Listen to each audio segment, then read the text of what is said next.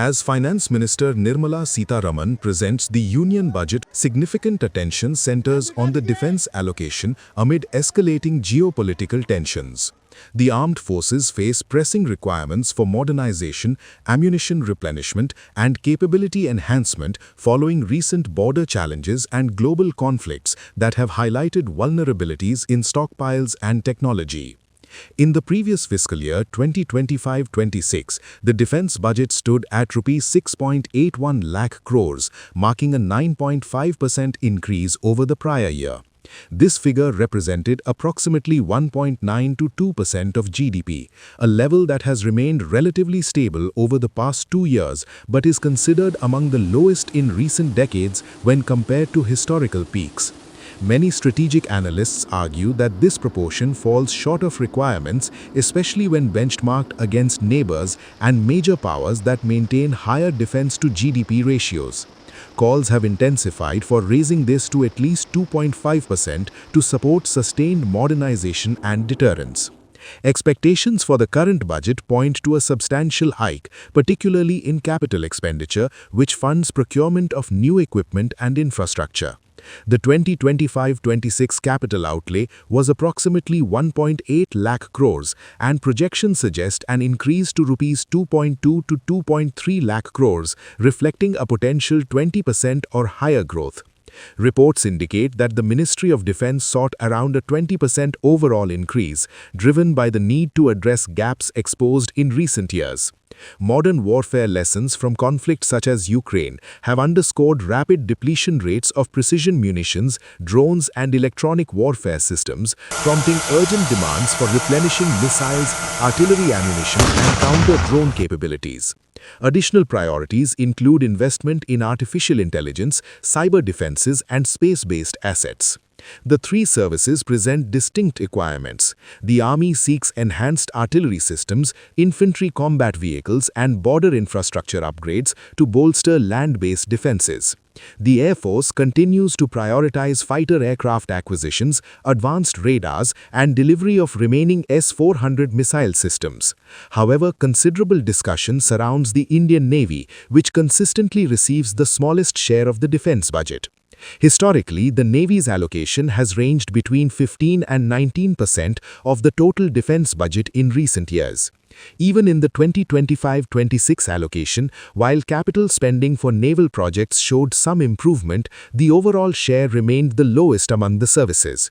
Strategic experts and former naval leaders have highlighted this disparity as a concern, given the Navy's critical role in safeguarding maritime interests.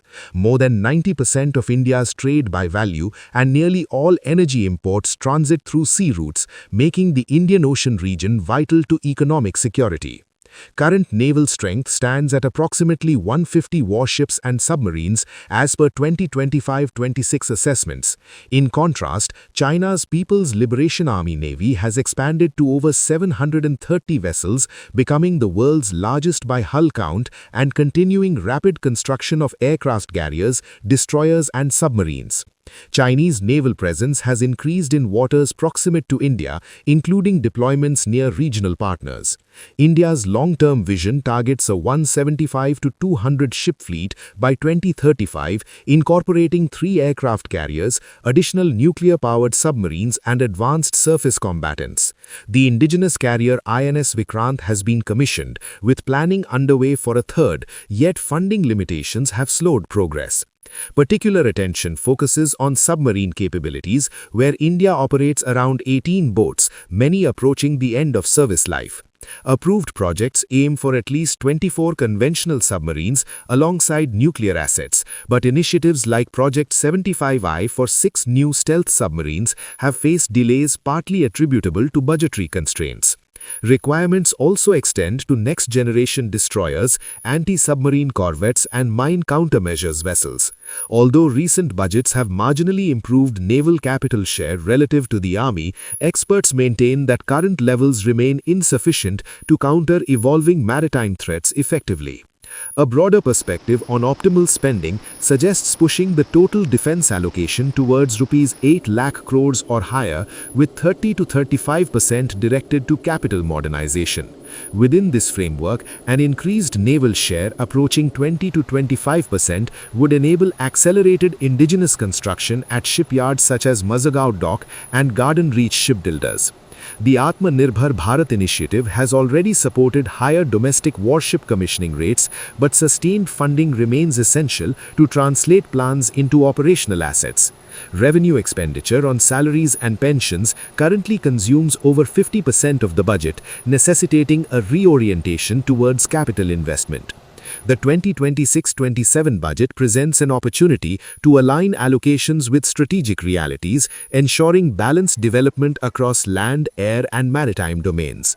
Enhanced investment, particularly in the naval sphere, would strengthen India's position as a net security provider in the Indo-Pacific while addressing capability gaps highlighted by recent regional developments.